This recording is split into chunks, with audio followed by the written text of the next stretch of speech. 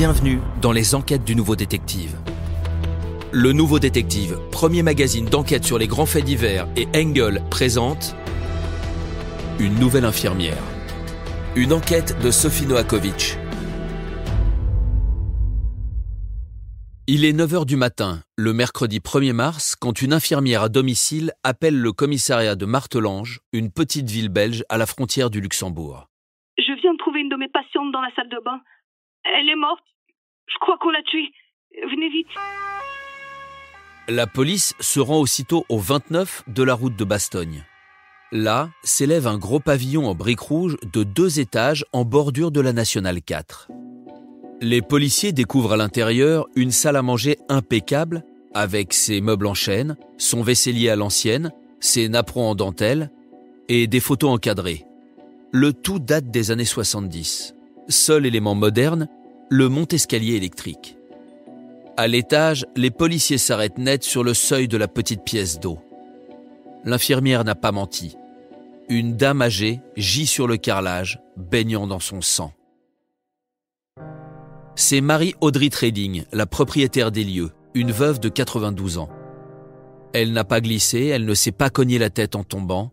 Non, on lui a sauvagement fracassé le crâne. Son visage et son corps présentent de multiples blessures. C'est un carnage. Les policiers bouclent l'accès de la maison sous les regards sidérés des voisins. Juges d'instruction, médecins légistes, experts scientifiques se retrouvent sur la scène du crime. Tandis que la dépouille est emportée à Liège, les investigations débutent. Un cambriolage qui aurait mal tourné ? Non, rien n'a été volé, pas même les 2 petits téléviseurs. Il n'y a aucune trace d'effraction. La victime devait forcément connaître son agresseur et l'avoir laissé entrer. Elle n'a pas non plus activé son bracelet SOS qui ne la quittait pas. Alors un proche ? Un familier de la maison ? Mais qui pouvait bien en vouloir à cette pauvre femme au point de la massacrer avec une telle violence ? Mariée très jeune au lendemain de la guerre, Marie a mené une vie paisible suivant son époux gendarme au gré de ses affectations jusqu'à leur installation à Martelange. Elle-même a travaillé comme serveuse à l'occasion dans un restaurant du coin. Un couple sans enfants mais heureux.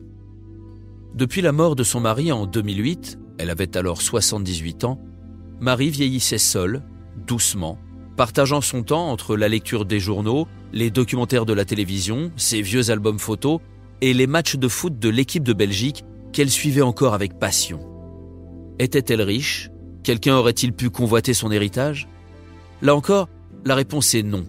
Pas de fortune sur ses comptes en banque et aucun magot caché. Et la défunte n'avait pour toute famille qu'une nièce, Monique, hyper dévouée et au-dessus de tout soupçon. Chaque mercredi, Monique venait de Diekrich, où elle habite, de l'autre côté de la frontière luxembourgeoise, pour apporter à sa tante les provisions pour la semaine. Elles passaient ensuite la journée ensemble à papoter. Rien n'a glané pour la police de ce côté-là. Reste que d'autres personnes, assez nombreuses, rendaient régulièrement visite à la vieille dame. Marie refusait de quitter sa maison, son palais comme elle l'appelait, pour partir en maison de retraite. Si bien que, vu son âge et l'arthrose qui la handicapait, elle avait besoin qu'on l'aide pour se lever, la toilette, la cuisine et le ménage. Tout un bataillon d'intervenants extérieurs défilait donc chez elle en permanence du matin au soir. Aides-soignants, auxiliaires de vie, sans oublier la coiffeuse, la pédicure et bien sûr l'infirmière qui depuis 3 semaines venait chaque jour lui faire une injection pour ses problèmes aux jambes. Plutôt que de confier une clé à chacune de ces personnes, Marie avait fait installer un système d'ouverture digitale sur la porte de son garage. Tous ses visiteurs avaient le code pour entrer. S'était-elle fâchée récemment avec l'un ou l'autre ? Lui arrivait-elle de se montrer acariâtre ou râleuse comme le sont parfois les personnes âgées ? Ah bah non, jamais de la vie. Pour moi, elle était bien plus qu'une cliente. C'était une véritable amie, elle était presque de la famille. Madame Marie, c'était une crème. Au fil des témoignages, les enquêteurs découvrent la grande générosité et la délicatesse de la victime. Souvent, les femmes qui travaillaient chez elle trouvaient dans leur sac un billet de 20 €, un petit cadeau surprise que Marie avait glissé discrètement. Ce tragique matin du 1er mars, c'est l'infirmière venue pour l'injection qui a donné l'alerte après avoir découvert le corps. Quand elle apprend ce détail, Monique, la nièce de la victime, ne peut s'empêcher de tiquer. Sa tante, peu de temps avant sa mort, lui avait parlé de cette infirmière arrivée depuis peu, et elle lui avait dit « Non mais celle-là je l'aimais pas ». Monique avait été frappée par ses propos, car Marie, généralement, aimait tout le monde. La nièce décide de rapporter l'histoire aux policiers. Ils ressentent alors leurs investigations sur l'infirmière, Vinciane Valvert, la dernière venue dans l'entourage de la victime. Une femme de 50 ans, mère de 3 enfants, qui semble bien inoffensive avec ses bouclettes blondes, ses yeux bleus et son sourire jovial. Le centre médical qui sélectionne les soignantes à domicile, malheureusement, ne sait pas grand-chose d'elle, mis à part qu'elle a connu de sérieux problèmes de santé. Plusieurs fois, surtout depuis que son mari l'a quittée et que leur divorce a été prononcé il y a 5 ans, Vinciane a souffert de troubles psychologiques. Elle a même été si perturbée qu'il a fallu à diverses reprises l'hospitaliser en psychiatrie. Mais entre 2 séjours en service spécialisé et après 2 protocoles de soins, on l'a laissé reprendre ses activités d'infirmière à domicile. Ainsi, le 15 février dernier, sans tenir compte de son profil inquiétant, on a jugé bon de lui donner pour patiente Marie-Audrey Trading, une femme de 92 ans, seule et vulnérable, ce qui était sans doute une effroyable erreur. 2 jours après le crime, à l'issue d'une longue audition, Vinciane Valvert est inculpée d'homicide et placée sous mandat d'arrêt. Pourquoi aurait-elle massacré la vieille dame ?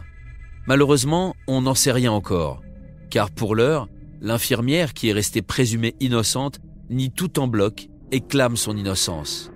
Mais les policiers belges, au terme de leur enquête éclair, semblent sûrs de tenir leur coupable. Sans doute apprendrons-nous bientôt de quelles preuves ils disposent. En attendant, Naïma, l'inconsolable aide ménagère, chérit le souvenir de son amie perdue. Elle se rappelle le jour où celle-ci lui a pris les 2 mains pour lui demander « Vous viendrez à mon enterrement, Naïma ?» Bien sûr qu'elle ira, avec toutefois un regret au cœur. Quand j'ai perdu ma mère, Madame Marie m'avait dit « J'aimerais partir comme elle, paisiblement, dans mon lit. » C'est comme ça qu'elle aurait dû s'en aller. Mais il semblerait que son infirmière en a décidé autrement et l'a privée de son dernier souhait. Pour ne rater aucun épisode, abonnez-vous à notre podcast sur votre plateforme d'écoute et retrouvez tous les mercredis nos enquêtes dans le magazine Le Nouveau Détective. Nos podcasts et nos enquêtes sont également disponibles sur lenouveaudétective.com. Si l'affaire n'a pas encore été jugée ou venait à passer en appel, nous rappelons que les protagonistes bénéficient toujours de la présomption d'innocence. Les noms et prénoms de certains personnages sont susceptibles d'avoir été modifiés.